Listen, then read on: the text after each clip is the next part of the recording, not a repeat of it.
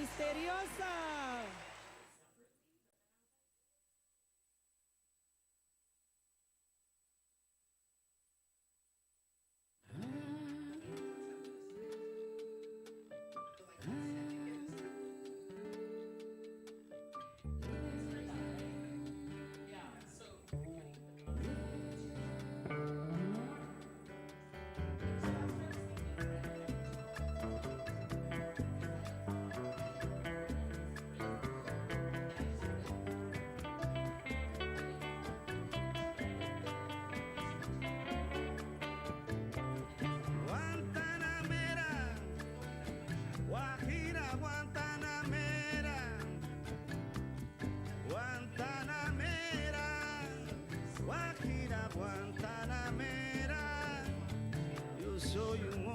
Sincero, ¿de dónde crece la palma? Yo soy un hombre sincero, ¿de dónde crece la palma? Y antes de morir me quiero echar mis versos del alma.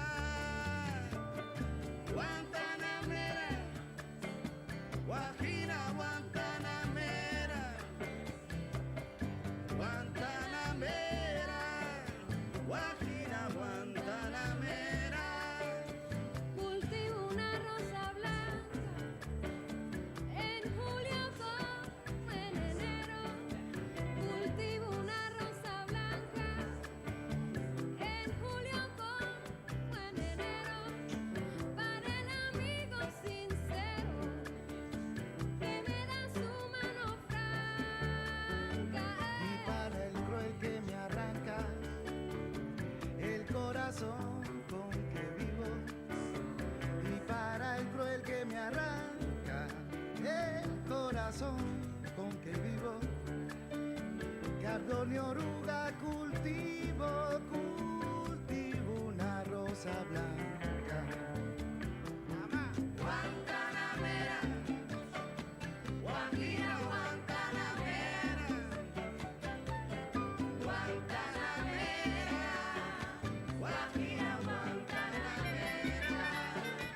Con los pobres de la tierra quiero yo mi suerte echar.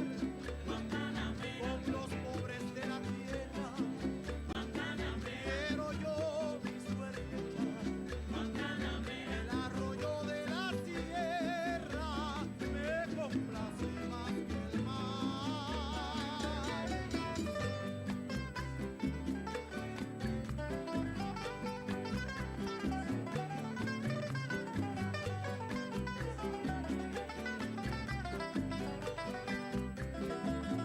Para ti, cubita linda.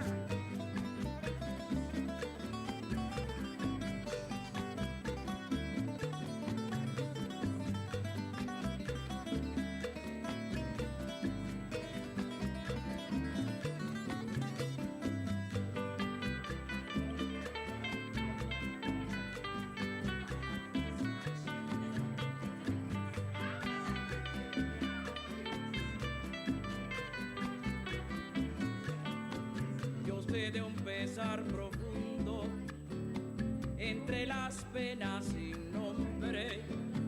Yo sé de un pesar profundo entre las penas sin nombre. La esclavitud de los hombres es la gran pena del mundo. Guantanamera, Guajira, Guantanamera,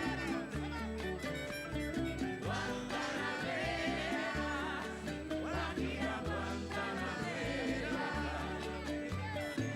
No me pongas en el oscuro a morir como un traidor. Oye, lo bien rumbero, no me pongas en el oscuro a morir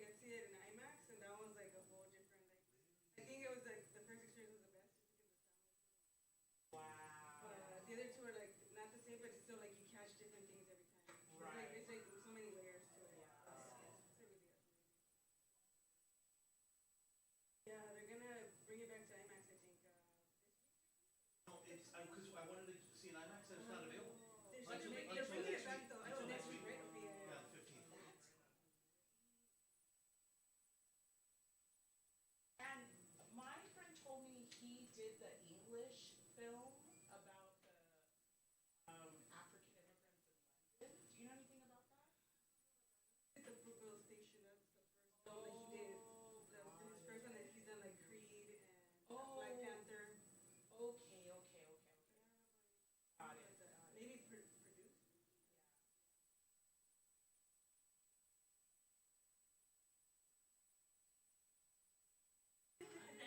Tomorrow? Yeah.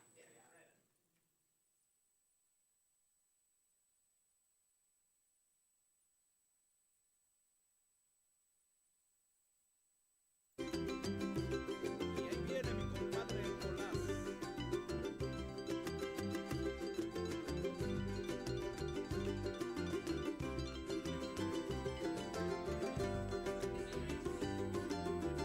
Amada Marcelina, mujer de Nicolás, ¿de qué son los tamales de carne de alcatraz? Amada Marcelina, mujer de Nicolás, ¿de qué son los tamales de carne de alcatraz? Colas, mi Nicolás, por mucho que te quede mal pago que me das. Si quieres, si puedes, si no tú me dirás. Ay, qué bonito baila la mujer de Nicolás.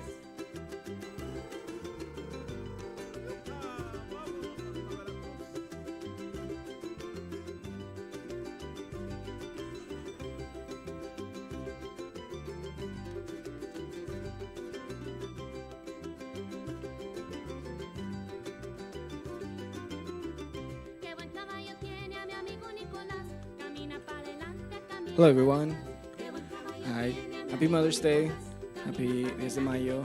And happy Saturday. I'm Angelina's programs manager here at Beyond Baroque. No, thank you. Yo también los amo. Yeah, I want to start by acknowledging our presence in unceded territory.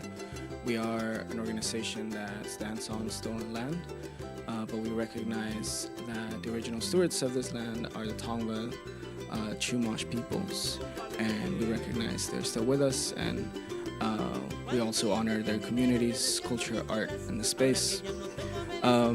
This building has been in this area for almost 120 years, and it first functioned as the first Venice City Hall until 1978, when Beyond Baroque poets kind of formed a coup and took over the space.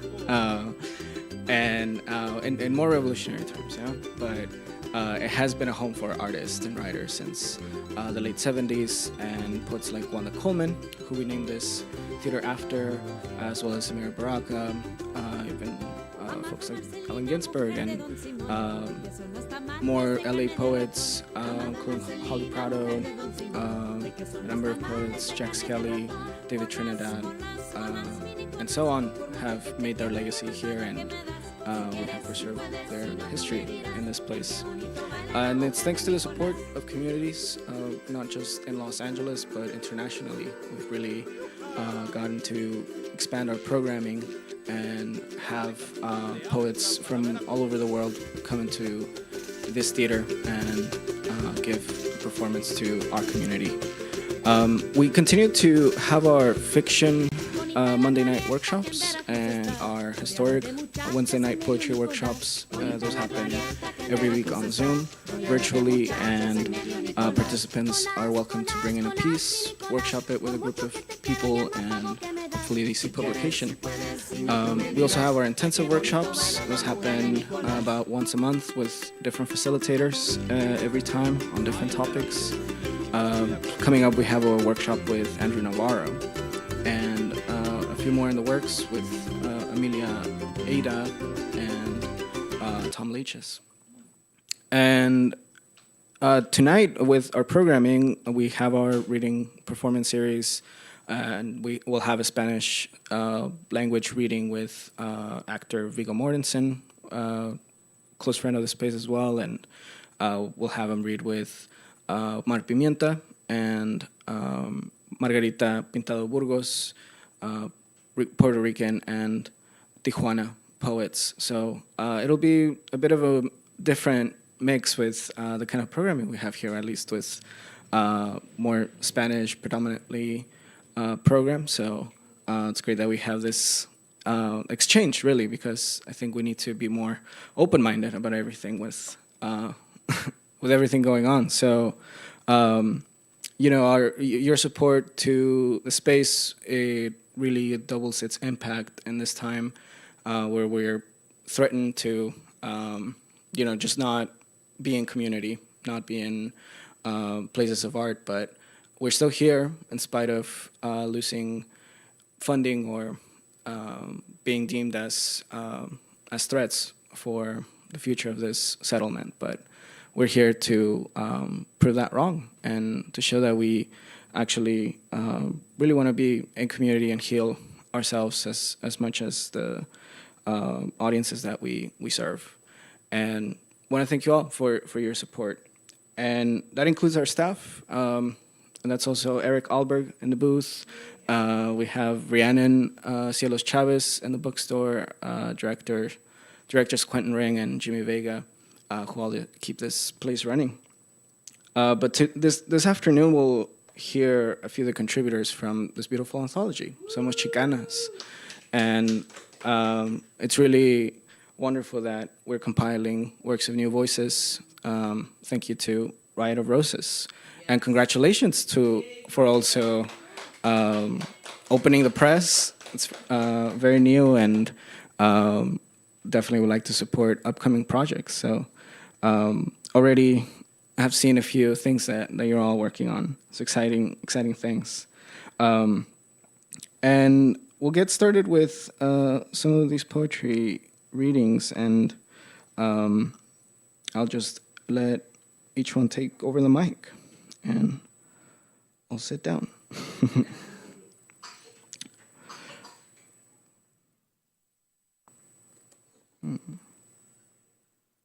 We'll start with Angelina Sáenz, and she's an award-winning Xicana educator and author, and has been honored by La Opinión and President Obama's Advisory Commission. She's written the children's book Waiting for Luna and 2 poetry collections. Her latest collaboration, Escaramuza, The Poetics of Home, is currently displayed at the National Cowgirl Museum in Texas. Let's give a warm round of applause to Angelina Sáenz.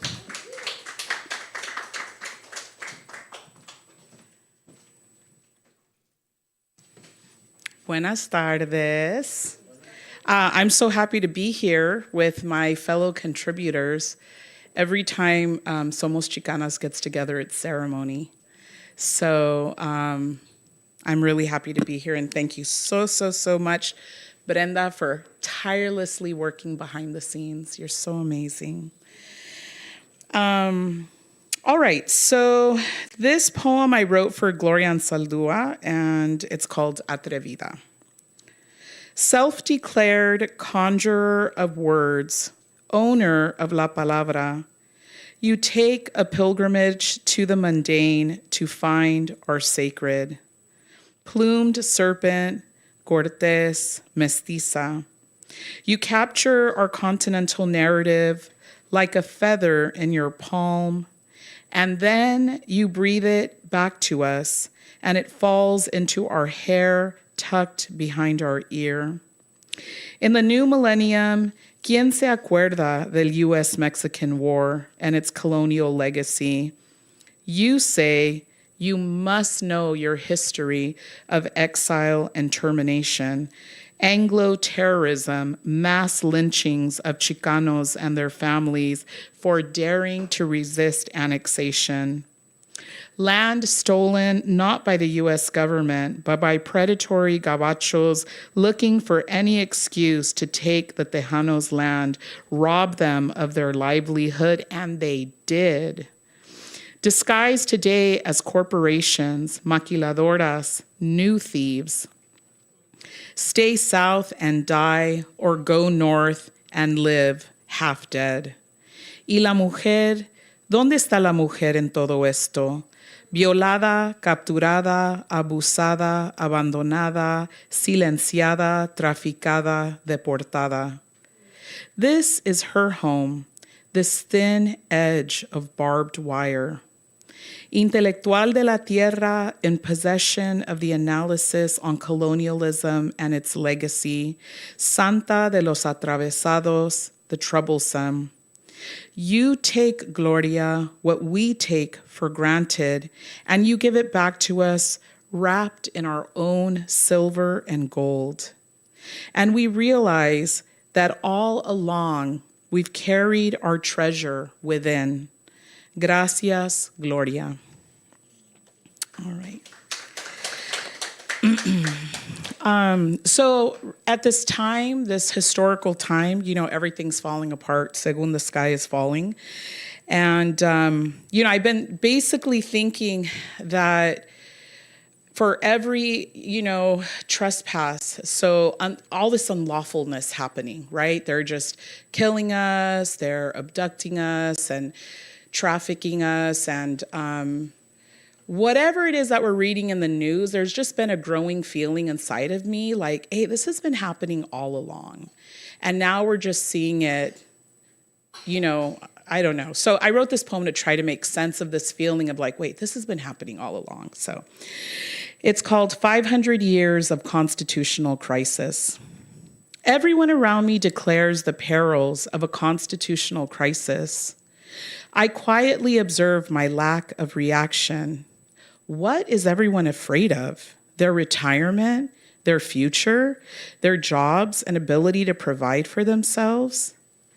The U.S. Declaration of Independence states, we hold these truths to be self-evident, that all men are created equal, that they are endowed by their Creator with certain unalienable rights, that among these are life, liberty, and the pursuit of happiness.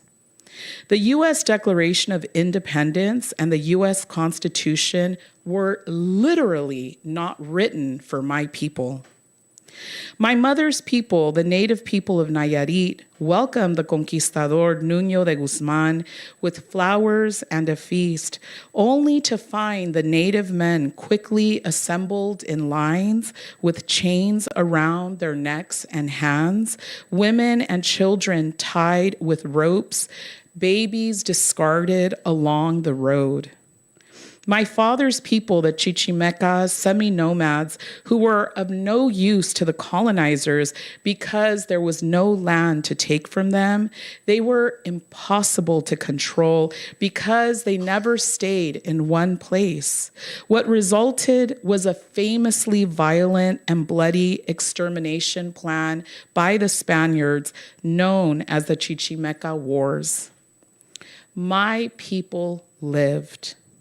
Hundreds of bloody years later, when violence, punishment, and rage were branded into our DNA, my maternal grandmother came north to escape the violence of her jungle home of Nayarit, and my paternal grandfather found himself arrested by Texas Rangers on trumped-up charges of robbery.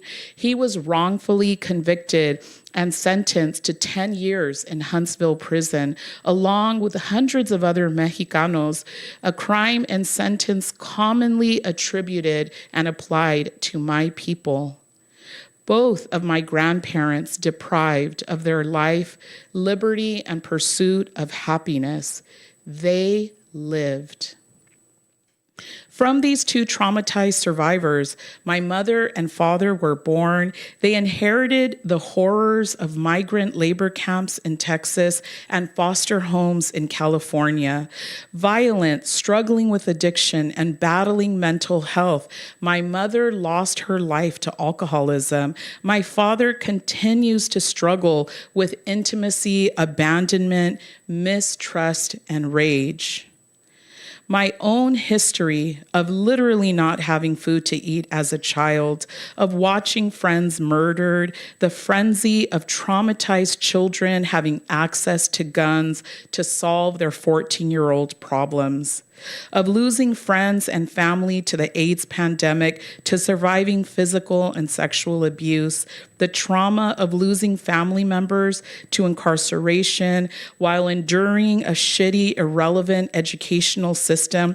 I am the legacy of 1 million constitutional crises. My people have lived through chaos and domestic terrorism for 500 years. What are you expecting now? What you are experiencing now is normal for us. Fearlessness and survival are in our cells. Lifetimes of constitutional attacks on our bodies and minds, on our dignity and self-determination. The insecurity you are feeling now is a privilege we have never known. So the next time you come to me boo-hooing about how scared you feel about this current moment, know this. I don't share your pinche gloom and doom. We've already been through this shit. It's your turn to understand what we've understood for 500 years. Te toca, fucker.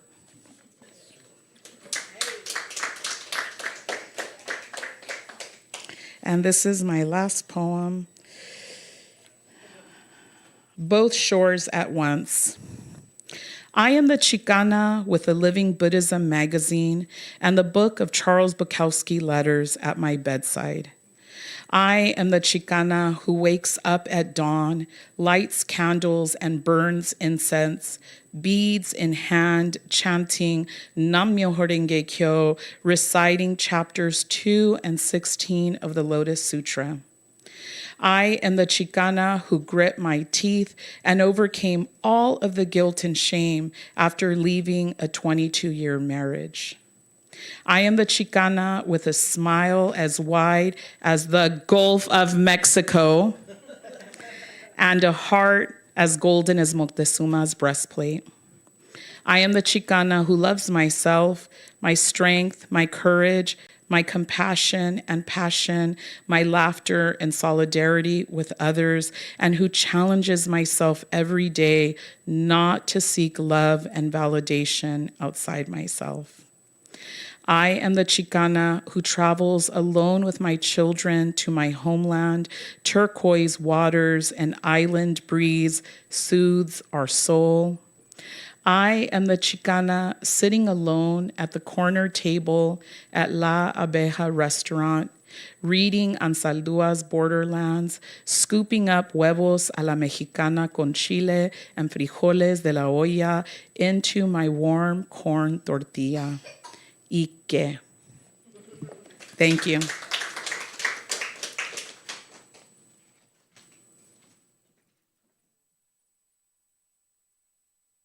Thank you so much, Angelina. Our next poet is Gaby Moreno.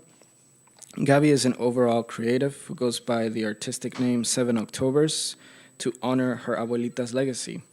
She's a poet, artist, music, and painter, journalist, podcaster, writer, and more. She was born and raised in San Diego, California, and is always representing her love for her city. She has dropped 2 hip-hop EPs and has gone to open mics to share some of her poetry via spoken word. She is proud of her Mexican and Xicana roots and always tries to incorporate it in her art. Let's get up for Gaby.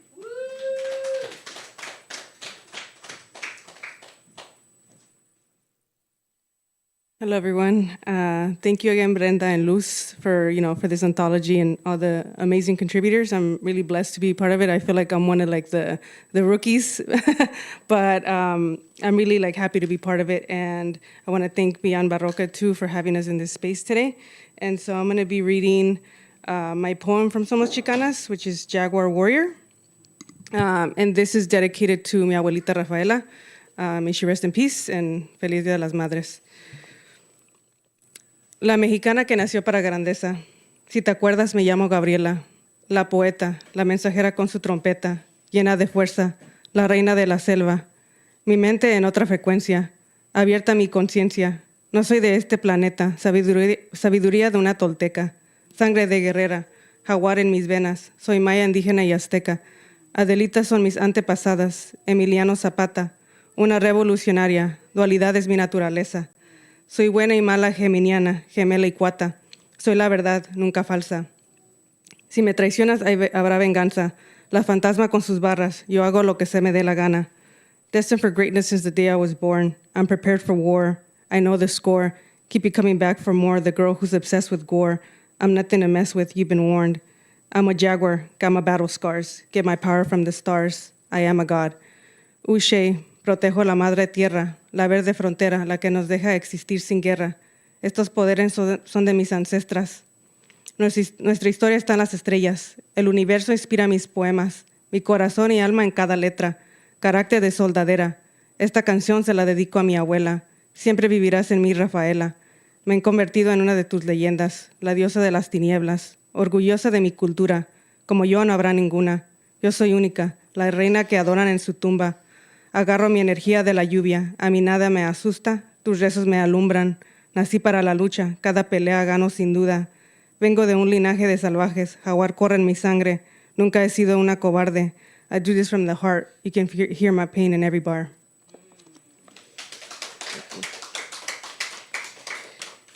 Thank you. And I recently dropped my first self-published book, The Anxious Poeta. So I'm going to read a couple poems from that.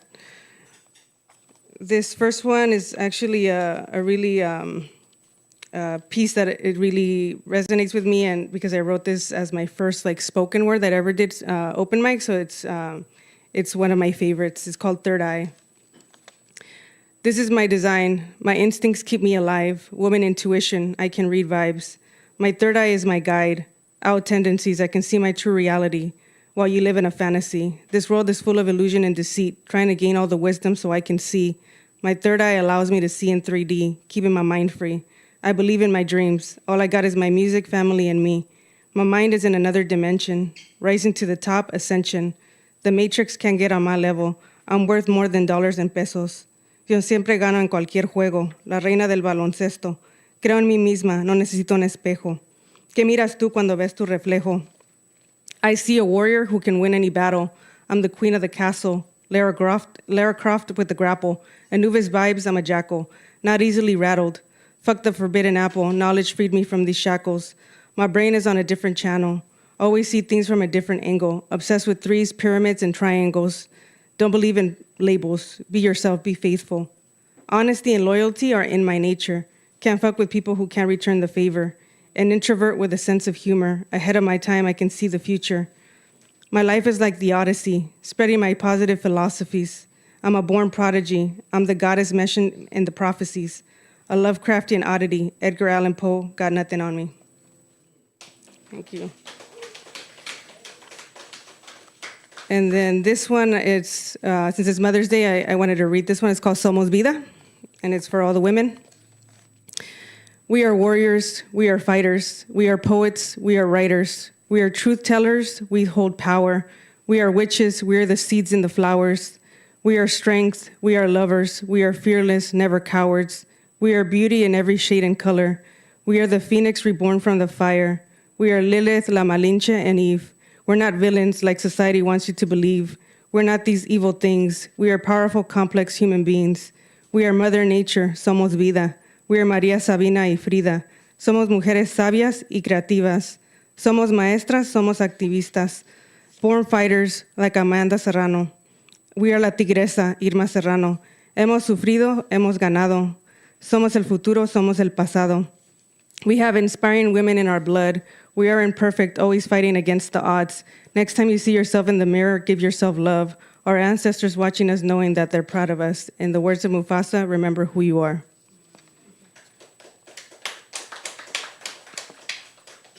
And then this next one is Purepecha. My family is from Michoacán, so this is what inspired that.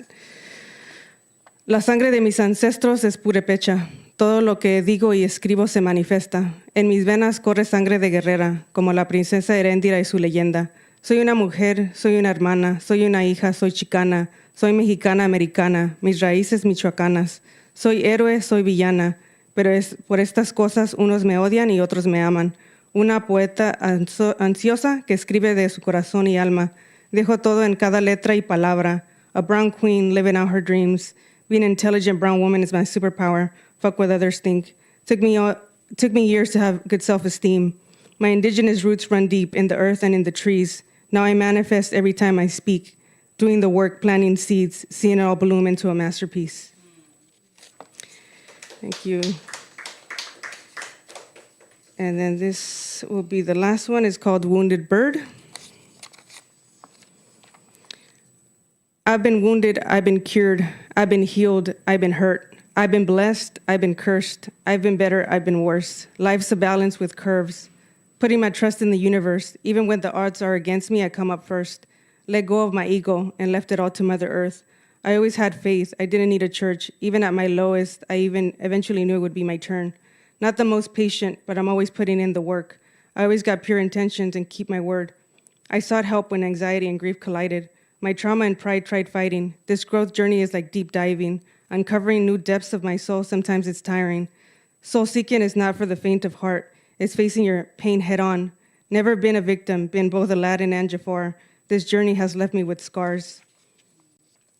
Without my art, I wouldn't have made it this far. Learned to protect my energy because I got a big heart. Let others deplete me in the past, now I'm in charge. Now I keep myself on guard, stay sharp. Lately, I've been more in tune with the signs. The other day, I looked into an injured bird's eyes. I could see its fear and resilience. It wasn't ready to die. Realized how many times I didn't give up the fight. Reminded of how many times I've fallen, but took it as a lesson. How many times I've been betrayed, but it was a blessing. Mother Nature telling me great things are ahead, even though life's a challenge. This is my rebirth. You're about to witness the ascension of a savage. Thank you.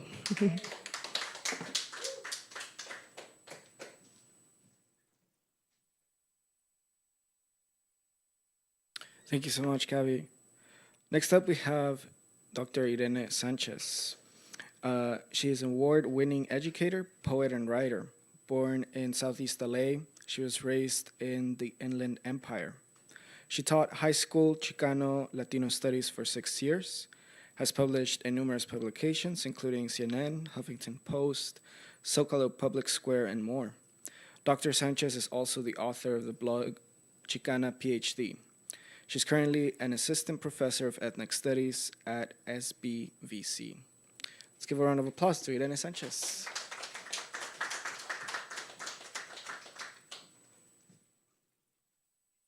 Hello, everyone. So I'm super honored to be in this book, and I'm happy that, Brenda and Luz, you worked so hard to make this happen.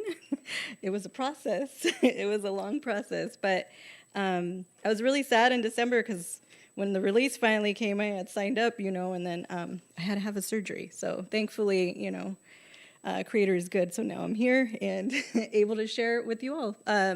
So the poem that's in the book, it's one of the longer ones I've written. And it's really special to me because it's one of the first ones I wrote. And then I kept adding to it. And I don't know, probably some of you can relate when you feel like, okay, now it's just done. Like, I can't do this anymore. And so you kind of have to accept it, So that's kind of how this one came about. And it was about growing up in the IE.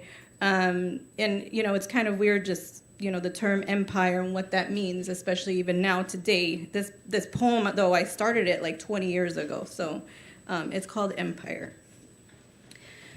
Life in the empire is made up of concrete dreams, smog horizons, and dirt. This is not the U.S. they sing of. Oh, say can you see pastures of plenty. I remember when it was green, but I saw how dairy farms and citrus groves became warehouses and free trade zones, creating pollution and the most colorful sunsets that are among the most beautiful I've ever seen to this day. Living in the empire will confuse you, like when you move there and white boys in big white trucks and Confederate flags drive down your street as you watch them from the bigger house your parents you never see because they work so much moved you to.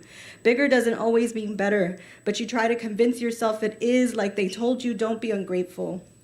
Living in the empire will consume you. I remember how my friends were pushed out of school, never to be seen or heard from until years later, and how the air wasn't the only thing polluting us. Holding these secrets and self-medicating them was killing us, even as we did our best to travel straight lines and still are called less than.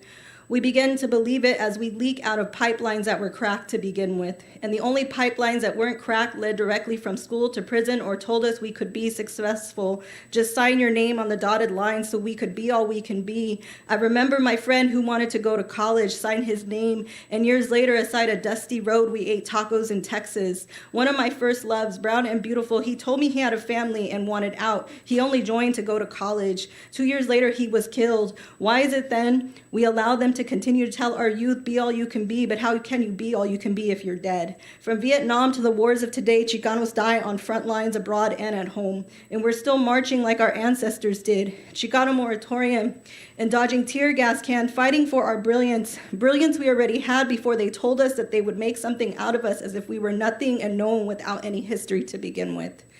Living in the empire will confuse you until you remember where you came from.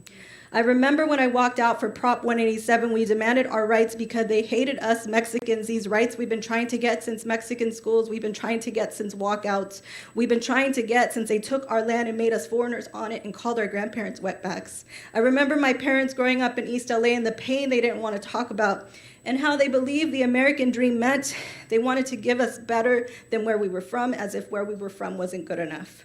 But I learned it was good enough, we just couldn't afford to live there. And my parents thought bigger was better because it costs less. But it really costs everything when you cover up generational trauma with things. In the empire, they say you don't have a choice. This is the way it is and always will be. Just accept it. But you can't. Living in the empire teaches you that the empire is everywhere and it must be changed before we lose another child to the lie the school system tells us. Our communities have had learning loss, not just in a pandemic, but for generations. And it's time to rise up and change it for our children and all those who will come next.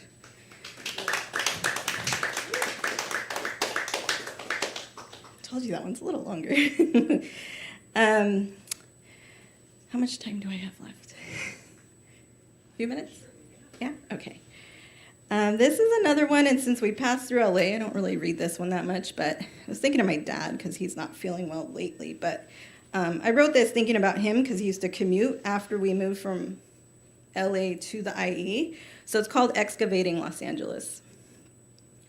I drive through the city, see people worshiping lights on the horizons, turning them into stars. The colonizers look for a sign. If there isn't one, they make one. Claim this is a spot, break ground here. Yell out, build on top of them if you must. Skyscrapers, stadiums, monuments, set in stone, a time capsule.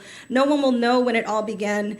They say they can create a new and better city and schools with a wave of magic money. They can make people. Labor disappears from a city that has been built on top of another city. People have been named mayors of the voiceless in a game of finders and keepers some communities have always lost until now. We who are pushed out or forcibly removed in silence through deportations, raising rents, gentrification. We who are pushed out or forcibly removed, silence invisible by those who claim to speak for community, that claim to speak for a city their ancestors colonized, and those who gave them the power to name it. Blacklisting those who speak, those who stand. I wonder if they know the desperation of digging up centuries of dreams, but nothing but your hands. Progress is another word for exploitation. They thought we would remain under the ground. Dust isn't supposed to speak, but we rise again and again from this pueblo, the ones who were barely hanging on because someone before us who came to the city survived being buried alive too. How can I excavate myself from the rooms of white supremacy, discrimination and exploitation, abuses of power and what it has done to my family, my community, my city, my voice? Who will it claim next? Who will it push east of East LA, calling it somewhere decent to live and say, here, this is somewhere for you? I wonder how my father feels driving 100 miles back and forth, graveyard shift, South Central LA over 30 years, passing by a city, his childhood home. I wonder if the American dreams flashes by like a shooting star each time he crosses the intersections of the 60 and 710, each time he passes the cemetery where his parents and all my grandparents rest. I wonder, where did he want to live? Where did he want to die? Where did he want to be buried? Was it where he was born? People like us rarely have this luxury called choice. I wonder what he thinks about as he drives an hour past his city, a sentence and sacrifice, the price to pay for a better life to a place his daughter would learn they call junkyards, looking down on us from ivory towers. I wonder if dreams can be found there, far away from the Los Angeles skyline our family and so many other families have built. But I sit here now with tired hands trying to uncover a piece of rubble that reminds me of who I am and where I come from. So when they ask, no, really, where's your family from? The artifacts will always be found in the earth that is beneath my feet, the way it leads me back like an open vein to grandparents' bones that will never truly be buried, and sidewalks my parents whispered upon. The concrete holds laughter, the sirens echo pain, and no matter how far I go, this will always be home.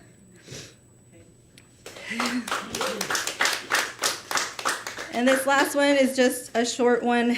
I actually wrote it when I was recovering from surgery for an anthology. It's supposed to come out later this year. So this one's called Lessons from the Grandmother I Never Met. Pain can become power if we are honest about the tales we tell. We women are taught to be expert at wrapping up feelings, securing them with a bow, then putting them on display. Look pretty, stay quiet. Holding my grandmother's rosary, pearl white and gold, I wonder how to release this rage for generations of women that couldn't pray for themselves. Mexican Revolution, El Paso border crossing cards, a welcoming of gasoline baths, sexualization and dehumanization, petitions for residency or petitions for belonging somewhere. Racism followed our family to East LA, as did patriarchy and misogyny, as did rage and resistance. I learned this story well. It's an American one. There are many stories of violent men.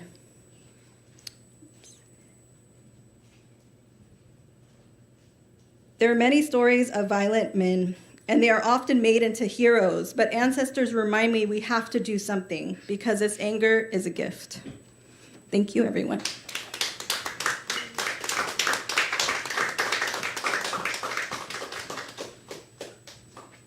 Thank you, Dr. Irene. We have two more poets to go up on the mic, and then we'll have a bit of conversation with the authors. And let's welcome Brenda Vaca, who's a Xicana poet, author, and independent publisher from Sahatna, unceded Tongva territory known as South Whittier. She earned her BA in English at UC Berkeley with a minor in creative writing, and later earned a Master of Divinity and Master of Arts in Biblical Languages at the Pacific School of Religion, Graduate Theological Union. Riot of Roses is her debut collection of poetry published by her indie house, Riot of Roses Publishing House. Let's give it up for Brenda Vaca.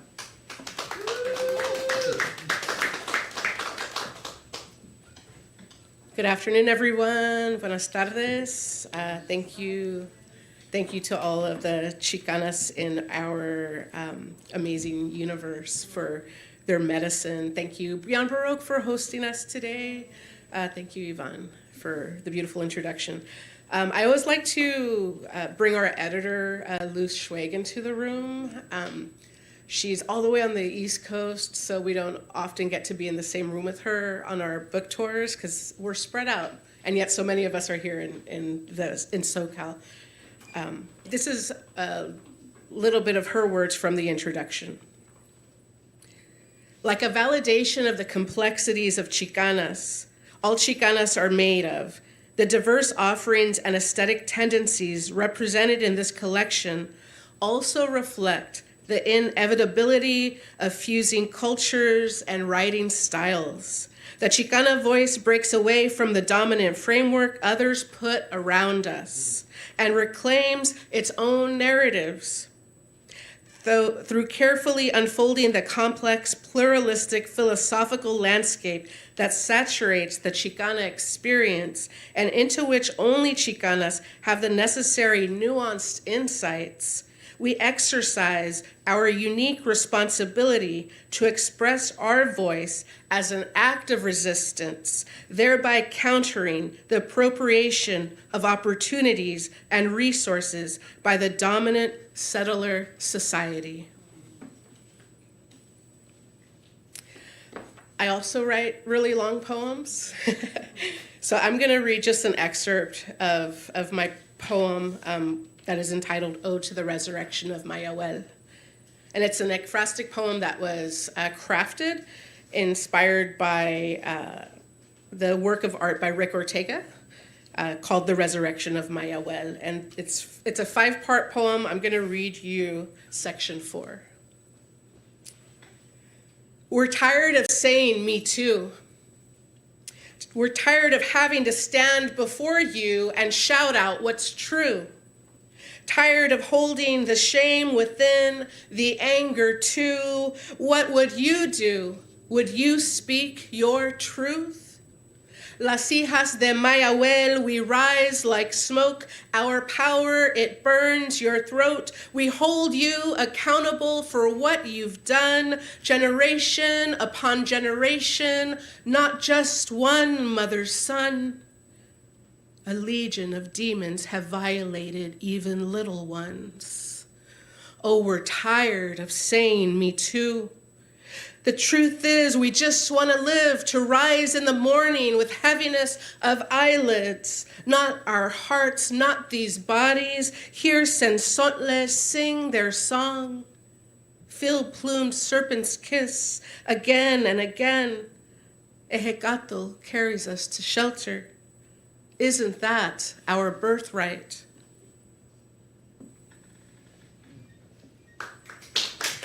Thank you. This one, because it is Mother's Day. Hola, Mami. This one's an ode to my mother's beautiful brown skin. Cilantro seeds. My mother's skin, the color of cilantro seeds. My mother who speaks in sonnets. My mother sits across from me, her arms, the color of cilantro seeds, crossed over her pecho. She sits happily enjoying her Sabbath, lambiendo una paleta de fresa la de leche. She just recorded a video message for my sister. I love how Mommy weaves a story, her and Papi. Somos artesanas de las letras, dice Papi.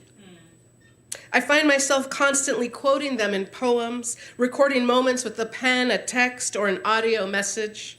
I like to do this when they're not looking. They think I'm playing with my phone, texting God knows who, but really I just hit record. You can't make this shit up, I think.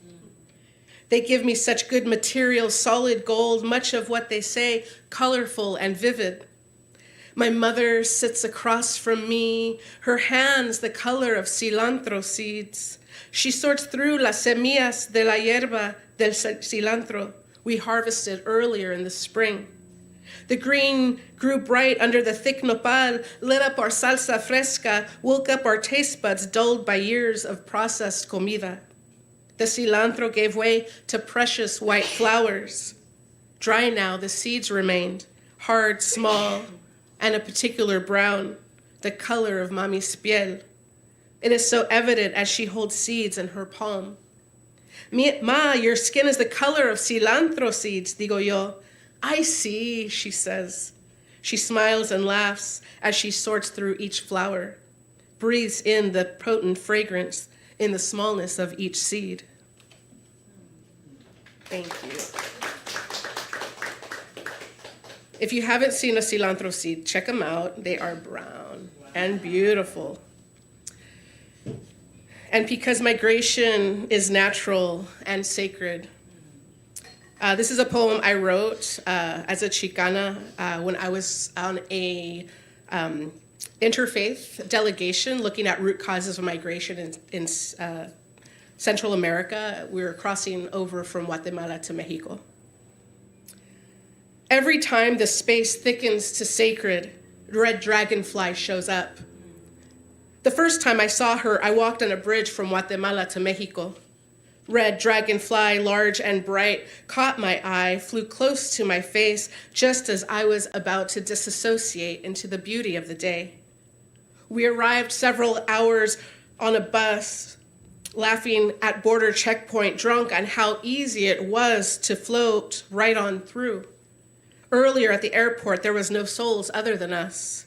We crossed, flashing the red, white, and blue in our hands. Then again, right before we walked across this bridge, one compañero, one of our guides from Huate, was left behind. Sin permiso, the rest of us floated right on through. I can astral project my spirit there.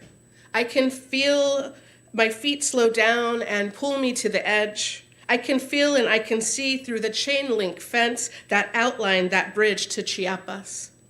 In the shallow distance, people boarding rafts in the river below, inner tubes and wooden pallets weaved together, though I didn't know that at the time. A calm day, no cloud in the sky, not even a breeze.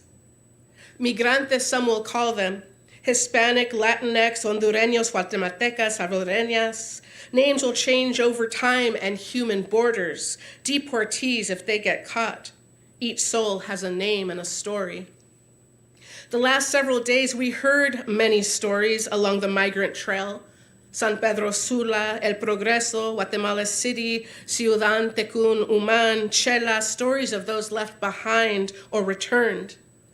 women missing husbands, children, mothers, los desaparecidos always in mind, photos in purses, years old, creased, faded, folded, taped in places. Número 144, número 145, número 146, each party called in systematized order.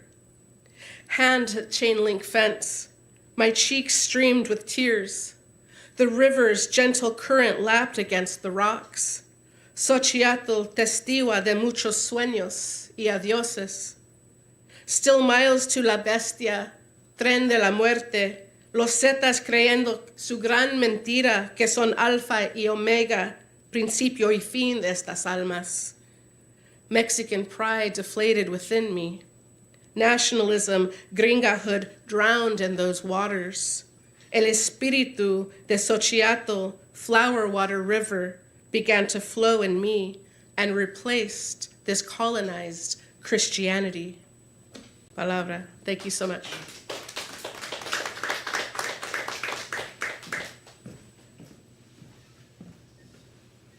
Palabra. Thank you.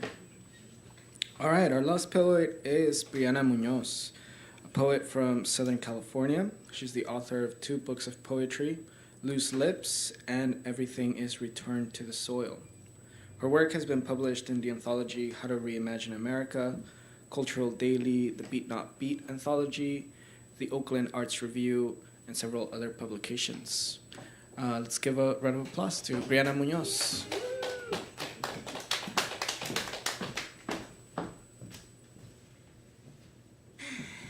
Thank you. I'm happy to be here. Thank you, Brenda. Thank you, Yvonne, and all other Beyond Baroque staff here. I know the work isn't easy for all of you, and I just see you doing a lot of great work. So I'm going to read a lot of mama poems, I think. This is titled For My Mother, A Life of the Party Woman. I am a wild woman, granuda woman, a shut your lips type of woman. Dance on tabletops kind of woman. I am made from my grandmother's stubborn rib, and my great-grandmother's had too much to drink liver. Made from the dirt on the faces of children at play and from the sweat of my father working underneath a summer sun. I am a wild woman, uncensored kind of woman, a you don't like me, well you can leave sort of woman. Don't need your permission kind of woman. As a matter of fact, I make the rules type woman. I am a warrior doll woman, but a treat others with kindness woman. I am a loose-lipped woman, word vomit woman, hair flying wild with the wind woman, scares the men away woman, made from the hands that patty cake masa into tamales, made from hooves of horses, and my mother's soul's dancing tap-tap for the universe. I am a wild woman. Thank you. I think I'll read this one. It's titled Elvira, which is my grandmother's name.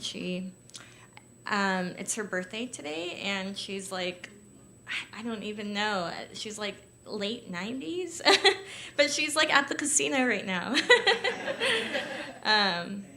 Elvira. Grandma tells me about the slaughtering of her name in primary school. How 6 letters converted to 4. V-E-R-A, Elvira means truth. Grandma tells me about the handsome men in zoot suit, slick back, polished shoes. She tells me with a smirk.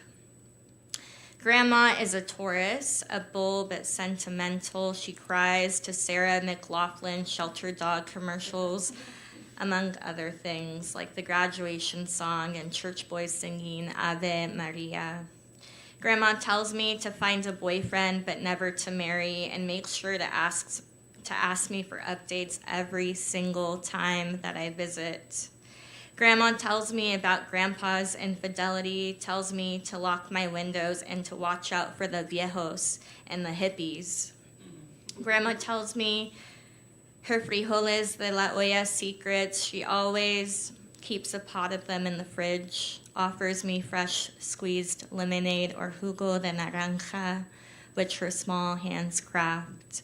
My grandma tells me a lot of things, a storyteller like herself. Like myself, she tells me about losing her son, and I can hear her cries and light feet against wood, creaking of her voice. Thank you. Let's see. So I'm going to read a new poem. I think I wrote it like last week.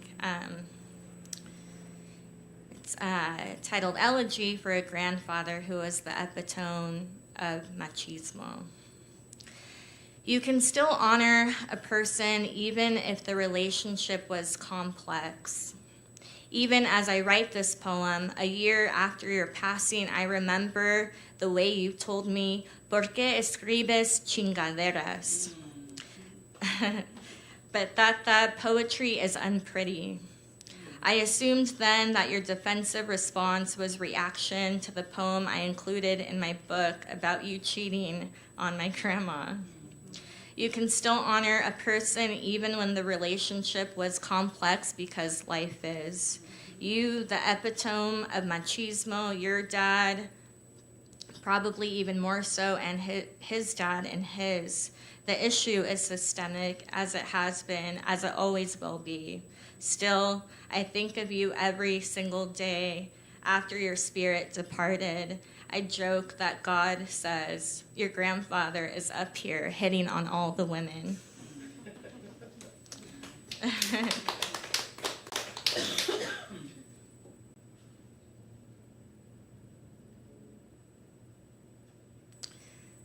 I'll just read one more quick one. So this is titled, I did this in a workshop actually in Albuquerque, which the prompt was to select like a random poem from a book. And I flipped open a poem by Irene Silva. So this is titled, This is a Love Song for My Body, respectfully borrowing the title from Love Song for My Organs. This is a love song for my body, a song long overdue, vessel which holds spirit and organs and blood flowing through it so silently. This is a prayer for my body. I fetch agua from the Rio Grande to offer atop my altar, and I burn ceremonial copal. Body, meal, and now another's. I watch you transform by the day, forming a poem inside the womb. This is a canto for my body, a canto of gratitude, canto of admiration. This is deep, deep apology to my body for a list of actions too long to recount from before I understood my body as sacred. This is a love song to my body as it creates life. Palm the size of tobacco seedling, foot the size of an acorn. Thank you. I'm with that.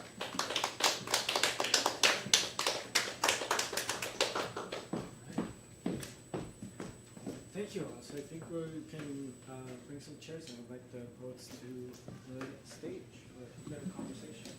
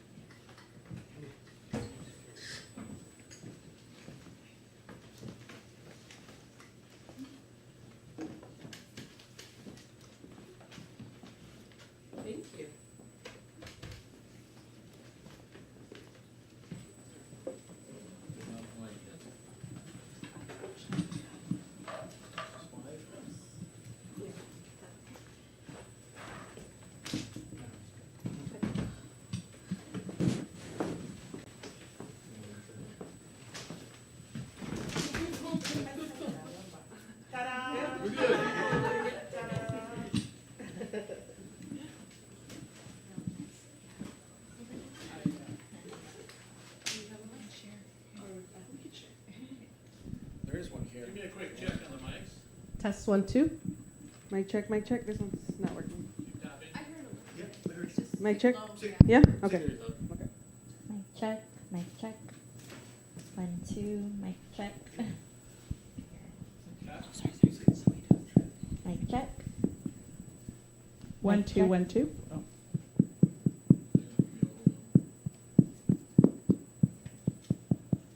They're all working. Mic check. Yeah, that one's on.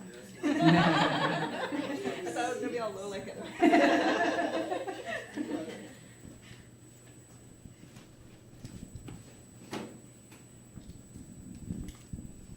Should I begin, Brenda?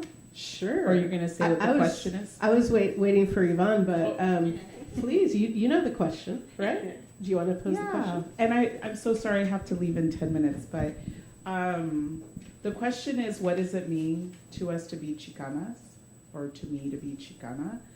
And I want to say that, I grew up in Silver Lake and near downtown LA, and with so much suffering that I didn't understand, like so much suffering in my home, violence, addiction, mental health, incarceration.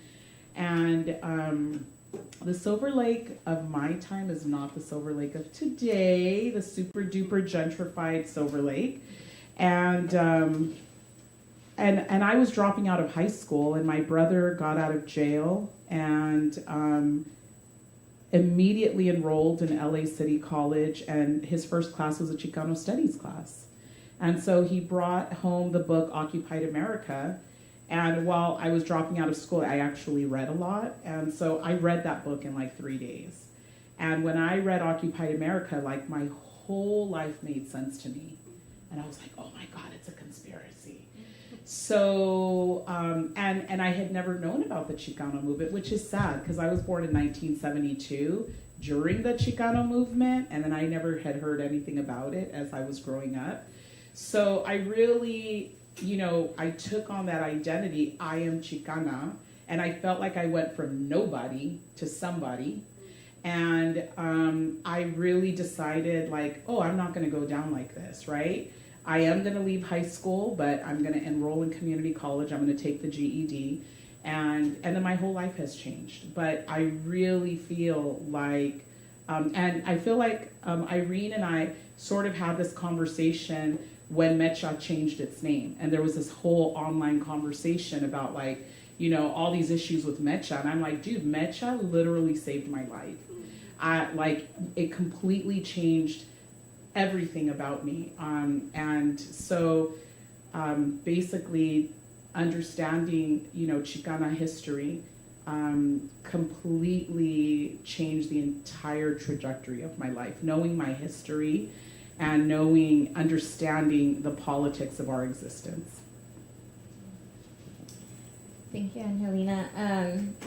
I will go next.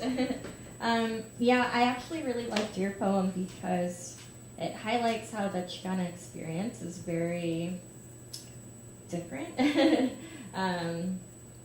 For me, I think I had, my mom is ballet folklorico teacher, so she's been dancing since she was like 10 years old, and she just retired as a dance teacher like a year ago. My dad was a very skilled charro and very involved in charreria. They actually met when they were both dancing ballet folklorico, so I feel like I was born into like just really, like my parents were both very connected with cultura, but still you have that, I think when you enter the education system, you start kind of losing, or like that kind of starts dimming, right?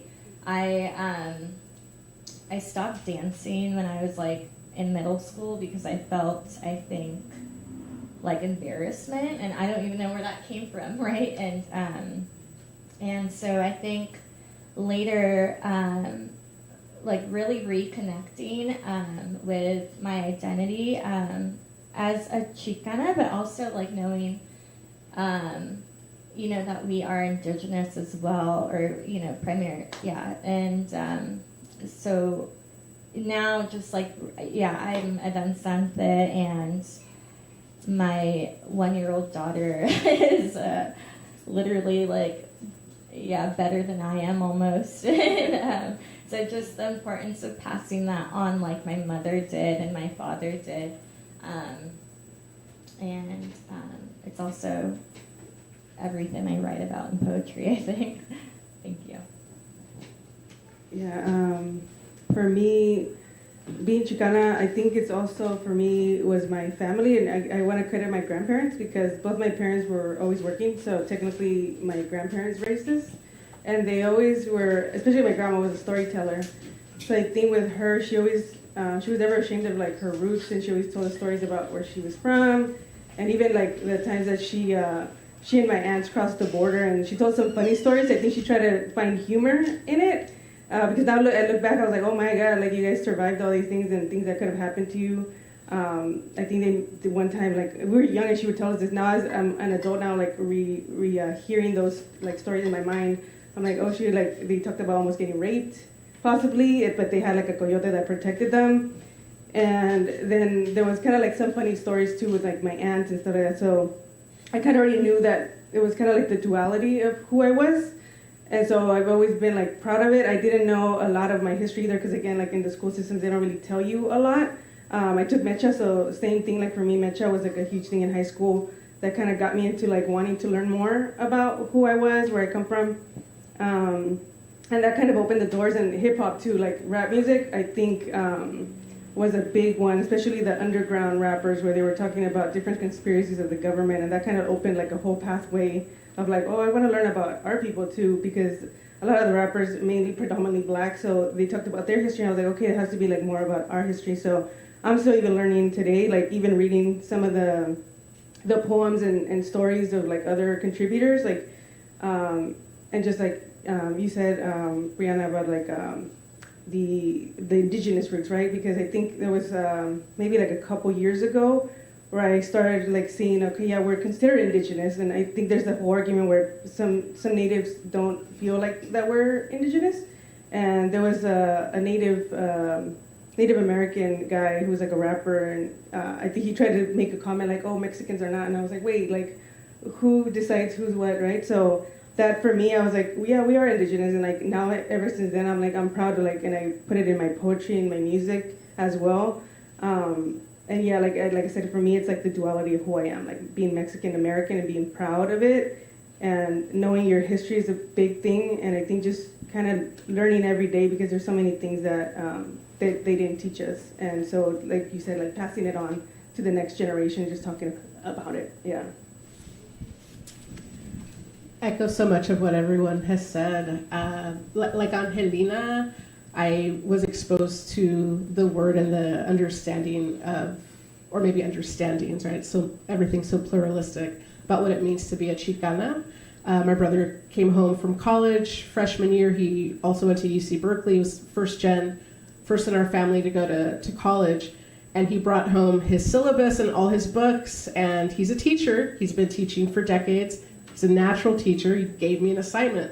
And so basically I had homework, like that winter break, and Occupied America was on the list, Sandra Cisneros, Denise Chavez, Gloria Zaldúa, so many of our Xicana, Chicano, Chicanekis,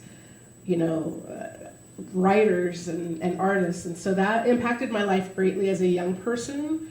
I also had this spiritual hunger, I think, in me always, and curiosity.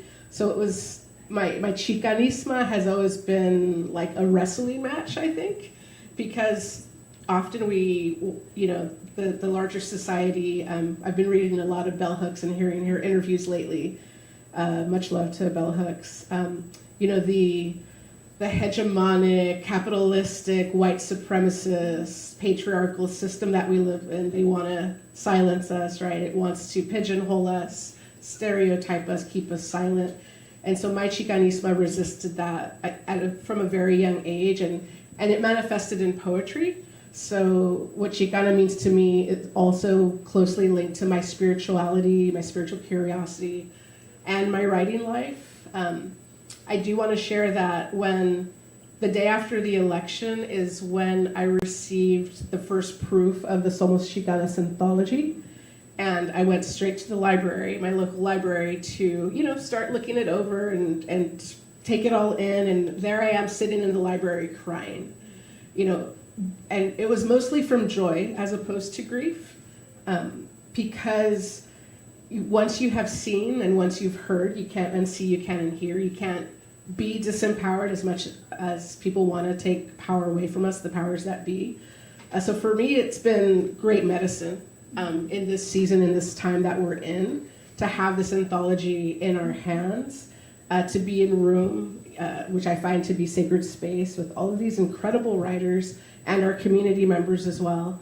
And so for me, being a Xicana, like Luz said, and says quite a bit in her forward, is an act of resistance.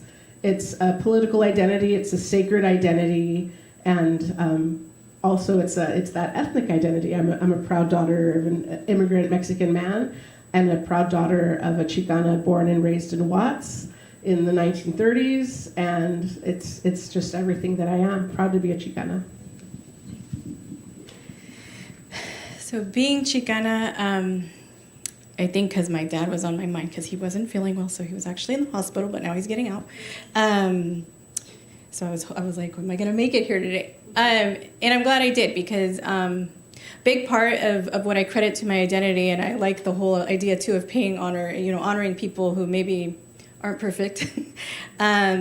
Learning to be Xicana was around the time, my son's back there, my first son, Quetzal, and I used to drag him to a lot of poetry readings. But I was about his age when my dad, had me sit down to watch this documentary called Chicano 500 Years, the history. It was on PBS. He, recorded it on the VHS. And back then on PBS, you could order like the poster and like the shirt, all the swag from the documentary. This is the mid-90s, and, you had to mail it in with like a check. And so he bought me a shirt, and I'm like 12, and a mug. So he has the mug still, and I have the poster, and I still have it.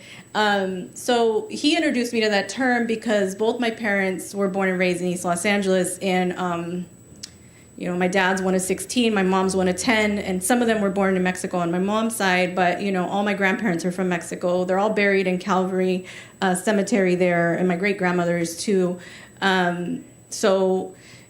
I think a lot of it was that history just my dad passed on to me. My mom identifies more as Mexican, even though she was born here, just because of the ties. And my father, he just always identified with being Chicano. He was there the day the Chicano moratorium happened. He was around 14 years old. He remembers the tear gas. He remembers running away from it. He was also there at the walkouts, but he was in middle school or junior high, I guess, as they call it. And so he just started telling me these stories, and sometimes, he gets choked up. And he told me more of them as I got older and was studying all this stuff when I started to pursue school, and just being denied the opportunity even for that, or the encouragement, I think is partially why I became an educator myself, because they weren't helping us go to school. But I knew that they were denying us this because I had seen this documentary when I was young. So a lot of things I credit with helping to reinforce that for me, what my dad taught me, because oftentimes our caregivers, our first caregivers, our parents, grandparents, uncles, aunts. I was just talking to a colleague about this yesterday. They're our first teachers. So I really give a lot of credit to my folks for that, and just all my family and people who still teach me, that. And I think as years have gone on, it's evolved in a way, where I'm also really proud to be a feminist, which I feel like sometimes when we say Xicana, and then you put on feminist to it, there's a little bit of tension with, especially being in activist circles that I used to be in, and poetry circles I used to be in, education circles, ethnic studies circles, danza circles. That my son, he used to dance with me too. And so I think over time, like it has evolved to be like more just unapologetic about being a Chicana feminist and like wanting to address the patriarchy and the misogyny and all of those things directly. There's a letter I use in one of my classes that the Brown Beret women in East LA wrote around 1970 when they broke away, about how basically within the movement they were experiencing more oppression from, people who were supposed to be supportive and their peers, right? These men. And, so I look for spaces now like where they're really liberating, right? And inclusive of all folks and free of violence. And that's really important to me. So I think as time has gone on, that's kind of how my Chicana identity at least has evolved, where, I could sit here and say now, like, I want my son to also see that model from me of what that means, and, to be proud of who he is and where he comes from, and hopefully that, I've made changes in my life too to make him proud. I think that, does anyone want to add anything to what Irene has shared or what any of us shared? I think that's a beautiful note to end on. Yeah. I just want to thank Beyond Baroque again, Ivan Salinas, Genesis in the Bookstore, Jimmy Vega, everyone out there watching this on the live stream, folks that showed up today, people that have been supporting the anthology since its inception. And if you want to learn more about the project, visit somosxicanas.com. If you want to learn more about Riot of Roses Publishing House, visit riotofrosespublishinghouse.com. Follow us on all the socials. If you Google us, you will find us. And thank you for everyone being here. Much love. Thank you.